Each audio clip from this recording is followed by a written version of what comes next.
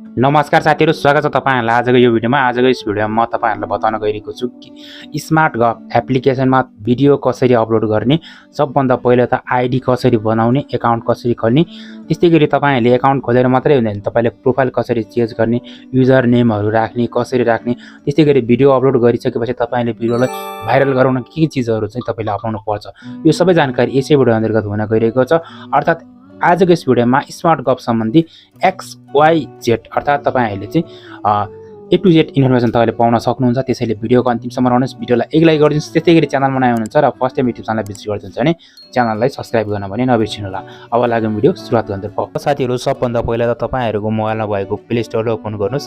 Play store open गरेर तपाईले smart गफ भन्ने एप्लिकेसनलाई एकचोटी सर्च गर्नुस्। स्मार्ट गफको चाहिँ अपडेट आइसकेको छ, सन्दर्भमा तपाईले अपलोड गर्नु होला। मैले चाहिँ अपलोड गरिसकेको छु र मैले चाहिँ यहाँ ओपन गर्न गइरहेको छु। यस्तै गरी तपाईले ओपन गर्नु होला। यहाँ मेरोमा पहिला नै आईडी बनिसकेको छ स्मार्ट गफको। अब म तपाईहरुलाई नयाँ आईडी बनाएर तपाईहरुलाई आईडी कसरी बनाउने त्यो तरिका बताउन गइरहेको छु। आईडी बनाउनको लागि साथीहरु मैले यो लगआउट गरिसकेको छु। आईडी बनाउनको लागि यदि तपाईको पहिला नै आईडी छ भनेदेखि तपाईले यहाँनिर यसमा चाहिँ तपाईको मोबाइल नम्बर लगाउने, त्यसपछि तपाईले यहाँ पासवर्ड लगाएर तपाईहरुले चाहिँ यहाँनिर लगइन भन्ने ठाउँमा आएर तपाईहरुले जुन आईडी चाहिँ लगइन गर्न सकिन्थ्यो। भनेदेखि साथीहरु तपाईको आईडी छैन होला भनेदेखि तपाईहरुले यहाँनिर क्रिएट वन भन्नेको एउटा अप्सन भेटाउनुहुन्छ। यसमा चाहिँ जस्ट क्लिक गर्नुपर्छ है त। अब म तपाईहरुलाई क्लिक गरेर देखाउँछु। अब त्यस पछाडि क्लिक गरिसकेपछि तपाईको यहाँनिर फोन नम्बर सो हुन्छ र फोन नम्बर तपाईले यहाँनिर लगाउनु होला। मेरोमा पहिला नै देखाएको छ र फोन नम्बर मैले यहाँ लगाउँदै छु। त्यसपछि तपाईले यहाँ क्रिएट अकाउन्ट भन्ने ठाउँमा टच गरिदिनु होला। तपाईको नम्बर कन्फर्म हो कि होइन दुईचोटी सोध्छ, त्यसपछि तपाईले यहाँ क्लिक गरिदिनु होला। त्यसपछि अब तपाईले यहाँनिर नाम लगाउनु पर्ने हुन्छ। नाम चाहिँ फुल नेम भनेको छ, अर्थात तपाईले फुल नेम भन्नुको मतलब सबै नाम लगाउनु होला। जस्तै तपाईले यहाँनिर मेरो देख्न सक्नुहुन्छ, मैले मेरो नाम लगाइदिएँ। अब युजर आईडी तपाईले के राख्ने त्यो तपाईले राख्न सक्नुहुन्छ। जस्तै मेरो यहाँनिर यो नै राखिदिउँ हैन, ताकि अरु व्यक्तिहरुलाई अलिकति खोज्न पनि सजिलो होस् हैन। त्यस्तै गरी टाइपले तपाईहरुले पनि राख्न सक्नुहुनेछ। युजर आईडी चाहिँ तपाईले यहाँ यसरी टाँसिएको राख्नु होला ताकि सजिलो हुन्छ। त्यसरी तपाईले यहाँ नेक्स्ट गरिदिनु होला है त।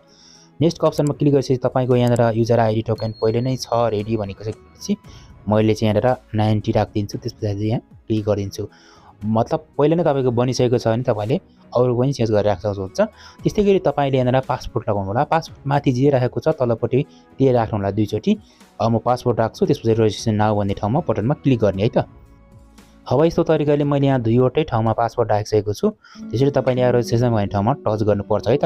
रेजिस्ट्रेसन भन्ने ठाउँमा टच गरिसकेपछि के हुन्छ भन्दाखेरि तपाईको त्यो आईडी हुन्छ। तपाईले यहाँ देख्न सक्नुहुन्छ कङ्ग्रेचुलेसन भनेको छ। तपाईको आईडी चाहिँ सक्सेसफुली चाहिँ क्रिएट भएको छ भनेपछि तपाईले कन्टिन्यू गर्नु होला। कन्टिन्यू गरिसकेपछि अरु तपाईले जुन व्यक्तिहरुले बनाएका छन्, अरु क्रिएटरहरुले बनाएको भिडियो सो हुन्छ है। त्यसरी तपाईले तरिकाले अब यहाँनिर के हुन्छ भन्दाखेरि चाहिँ अब तपाईले के गर्न सकिन्छ, यो कलमको अप्सनमा टच गर्नुपर्छ।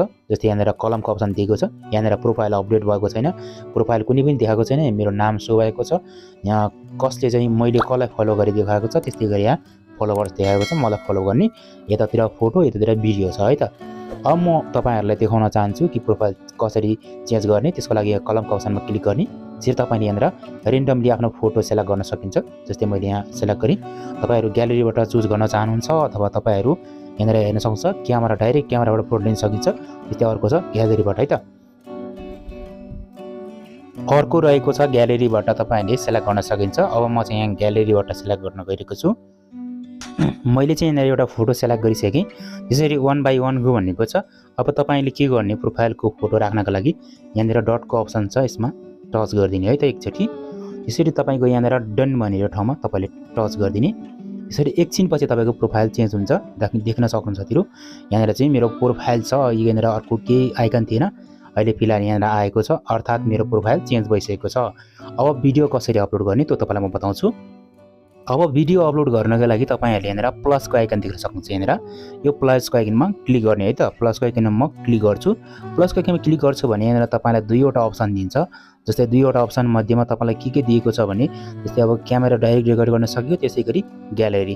अब हामीसँग क्यामेरामा भन्दा पनि ग्यालेरीमा भएको चीज अपलोड गर्ने हो, त्यही कारणले ग्यालेरी सेलेक्ट गर्नुस्। त्यसपछि कुनै फोटो भिडियो रेन्डमली एउटा चीज सेलेक्ट गर्नुस् है त। म नि सेलेक्ट गर्छु। अब मैले चाहिँ यहाँनिर फोटो सेलेक्ट गरिसकेको छु अथवा भिडियो सेलेक्ट गरेँ। त्यसपछि के गर्नु होला भनेको तपाईले यसरी सेलेक्ट गरिसकेपछि तलतिर तपाईहरुले यहाँ मिलाउन पनि सकिन्छ। तपाईको कस्तो खालको चाहिँ बनाउने त्यो तपाईले यहाँ थोरै क्रप पनि गर्न सकिन्छ। त्यस्तै गरी अब अपलोड गर्न फाइनली तपाईले यहाँ नेक्स्ट भन्ने ठाउँमा टच गरिसकेपछि तपाईले देखिरहनु भएको छ मेरोमा चाहिँ यहाँनिर एउटा भिडियो मैले पोस्ट गरिसकेको छु। यहाँनिर मेरो युजर आइडी देख्न सक्नुहुन्छ छिरिङ शेर्पा 19 भनेर आएको छ। त्यस्तै गरी यहाँ पोस्ट बुस्ट भनेको दिएको छ। पोस्ट तपाईले बुस्ट गर्नुभयो भने अरु पनि ऑडियन्स मार्फत यो चीज पुग्छ। जस्तै यहाँ देख्न सक्नुहुन्छ यो चाहिँ अवेलेबल ऑडियन्स भनेको छ। यसबाट सम्पर्क गरेर तपाईको पोस्ट चाहिँ बुस्ट पनि गर्न सकिन्छ भनेर जानकारी दिएको छ। यतातिर फोटोतर्फ जाने भने कुनै पनि छैन। यहाँनिर एउटा भिडियो मैले अपलोड गरेछु। तपाईले पनि यस्तो तरिकाले अपलोड गर्न सकिन्छ। अब तपाईले मेन प्रोफाइलमा पनि यो चीजहरु देख्न सकिन्छ। त्यो तलतिर स्क्रोल गर्ने हो भने यो कुरा देखिन्छ। यहाँनिर मेरोमा पोस्ट एउटा भनेर देखाएको छ, अर्थात मैले यहाँनिर एउटा मात्रै चीज पोस्ट गरेको छु। तपाईहरुले पनि क्रमशः यस्तै तरिकाले पोस्ट गर्नु होला। पोस्ट गर्ने तरिका तपाईलाई थाहा भयो। त्यस्तै गरी तपाईहरुलाई सम्पूर्ण जानकारी थाहा भयो। जस्तै तपाईले कसैलाई फलो गरेछ भने यहाँ देखाउँछ। त्यस्तै गरी तपाईलाई अरूले फलो गरेको छ भने यहाँ देखाउँछ।